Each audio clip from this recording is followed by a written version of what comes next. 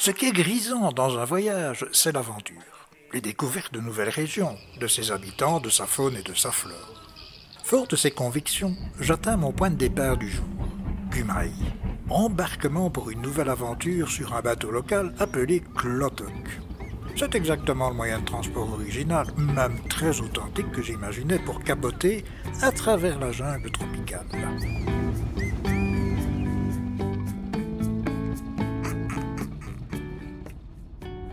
Nous en entendons parler très souvent, et les images nous choquent. La déforestation. Ici, nous pouvons en observer les conséquences. Les palmiers ont remplacé la forêt primaire du passé. Vital pour les uns, dramatique pour les autres, mais éternel dilemme de nos sociétés modernes. Je profite de cet instant pour vous présenter notre guide, Djelita. Elle va nous orienter durant la croisière et nous informer sur bon nombre de nos interrogations.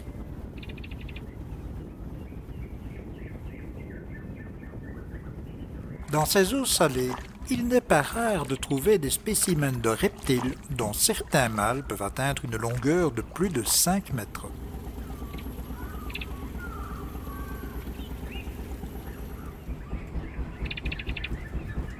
Cela fait un moment que nous avons pénétré dans la forêt secondaire de 415 000 hectares du parc de Tanjung Puting. Cet endroit est un véritable sanctuaire, protégé tant pour la faune que pour la flore.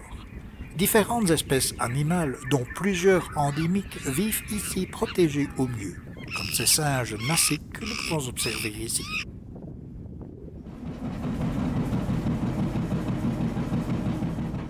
Ce petit bateau en bois est à fond plat et porte son nom à cause du bruit particulier et répétitif de son moteur, ce cloc-cloc spécifique. La partie inférieure est réservée au personnel de bord, tandis que le pont supérieur est destiné aux visiteurs du parc national.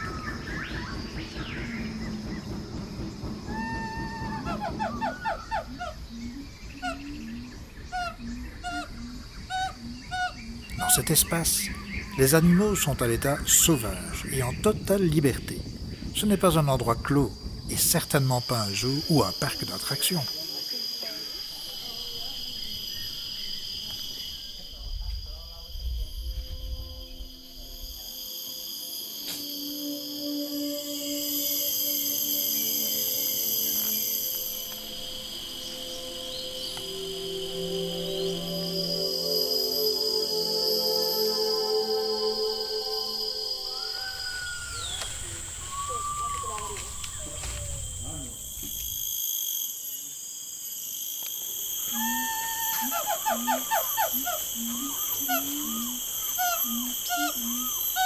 Nous pénétrons à présent dans ce lieu privilégié. Il y fait une chaleur très élevée et le taux d'humidité est très important. Au plus nous allons avancer, au plus nous serons accompagnés de moustiques qui se régalent de notre visite.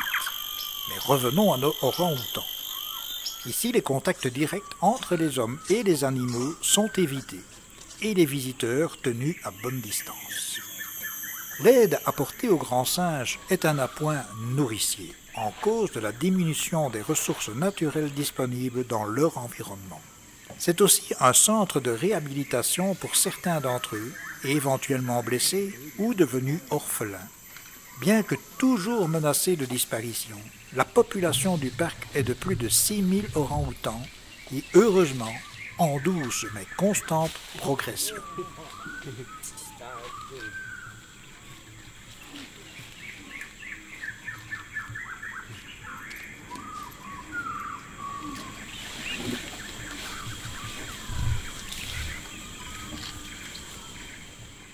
La menace de disparition de ces animaux a des raisons diverses, dont l'une est parfaitement naturelle. L'intervalle entre deux périodes de naissance est de 8 ans. La femelle porte le petit pendant 9 mois et il est très rare qu'une portée de plus d'un individu soit constatée. La seconde menace vient, bien évidemment, de la disparition d'une grande partie de la surface de la forêt tropicale qui est l'habitat de cette espèce et sa source naturelle de nourriture. La troisième raison est le braconnage, qui malgré les efforts des rangers du parc, continue encore à faire des ravages.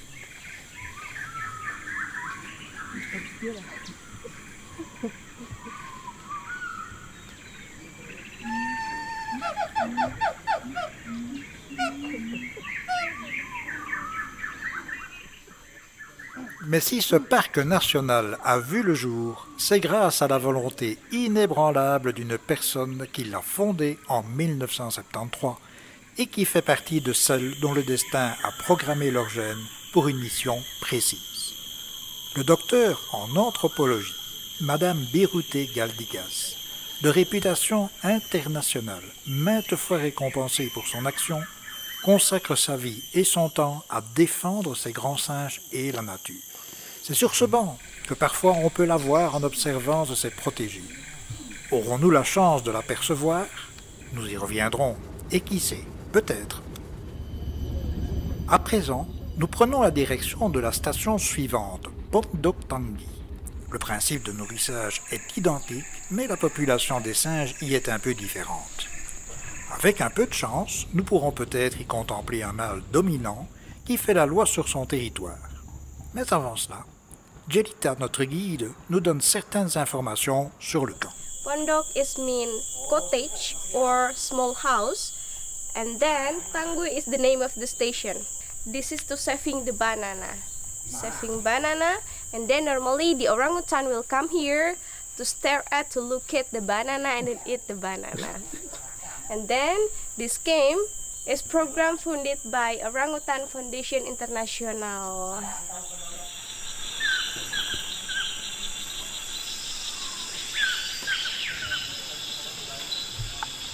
Good morning. En observant le comportement de ces grands singes, je ne puis m'empêcher d'y voir des cousins lointains. Pas étonnant, du fait que leur ADN est identique à 97% au nôtre. Observons le rôle du chef pour sa prestance imposante comparée à l'attitude des plus jeunes ou des femelles, souvent soumises, parfois craintives pour certains et plus audacieuses pour d'autres.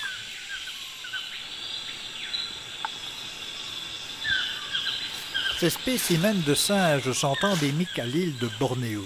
Ils font partie de la famille des Pongopicmaeus de la classification des homidés. Le mâle mesure en moyenne 1,40 m pour un poids de plus ou moins 100 kg et la femelle 1,10 m pour environ 55 kg. Sa nourriture est constituée de 60% de fruits, ce qui en fait un frugivore, mais il peut également se nourrir de différents végétaux, de fleurs et de champignons.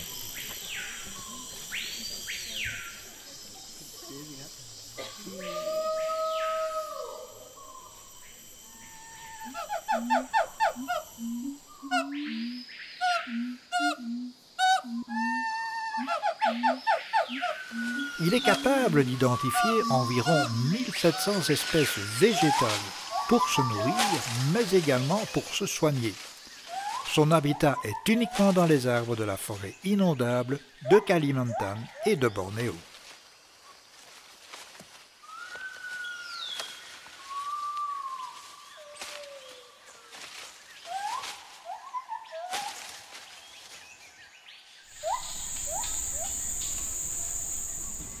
De retour sur notre clotoc, nous allons emprunter la Black River afin de nous rendre au camp Laike. Ce camp est le premier du genre à avoir été implanté ici par le docteur Biruté Galdigas et Rod Brand'Amour en 1973. Le nom de Laike a été choisi en hommage au légendaire paléanthropologue Louis Laike, également mentor d'inspiration pour le docteur Galdigas. Aujourd'hui, ce camp est devenu un centre scientifique réputé du monde animal et son accès au public en est très limité. Okay. This is named Camp Liki, and then now we are on the way to go to the station.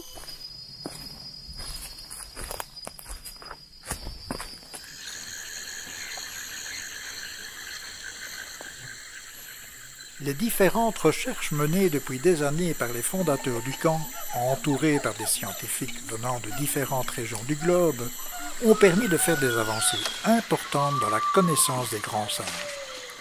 Ces travaux l'ont été également pour d'autres espèces endémiques de cette forêt tropicale, telles que les gibbons, les nasiques, différents autres primates ou même des sangsues, sans négliger l'ensemble de l'écosystème.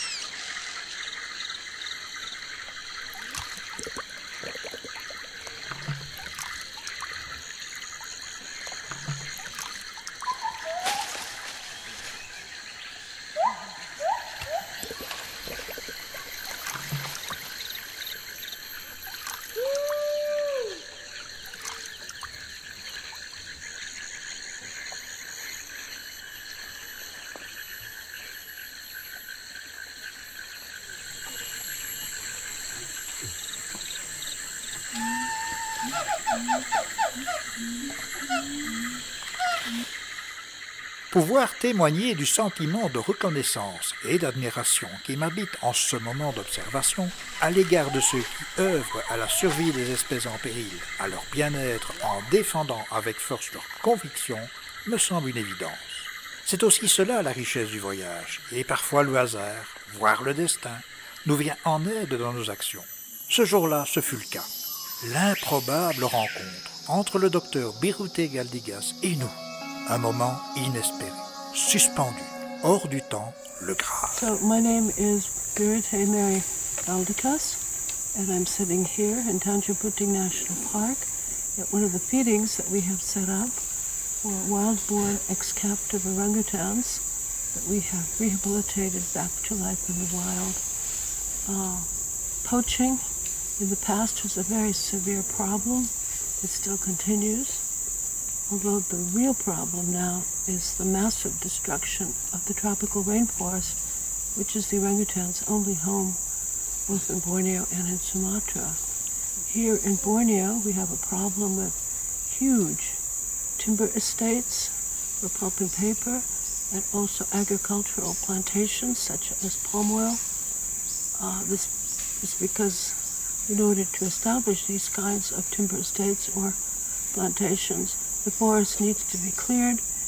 Often the method of clearing is burning, and of course this causes lots of carbon dioxide to go into the world's atmosphere, and it exacerbates global climate change. So we are trying to save the orangutans here.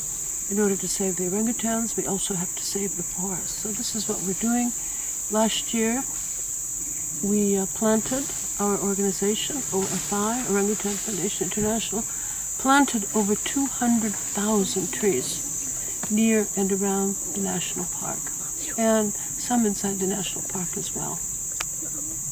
So please, if you want to help orangutans, there are a number of things you can do. One of the first things that you can do is recycle paper, because timber estates, just the pulp and paper, just destroy thousands of hectares of tropical rainforest per year here. The second thing that you can do is come and visit. Come and support the tourism industry, support the guides, the boat drivers, the boat owners, all the people who cook for the tourists.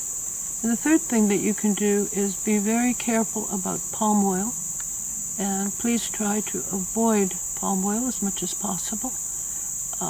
We're hoping that someday there will be truly sustainable palm oil, but as far as I'm concerned, right now there's virtually none. So come and visit.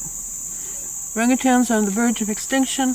Come and see them, and by seeing them, you are helping preserve wild orangutan populations.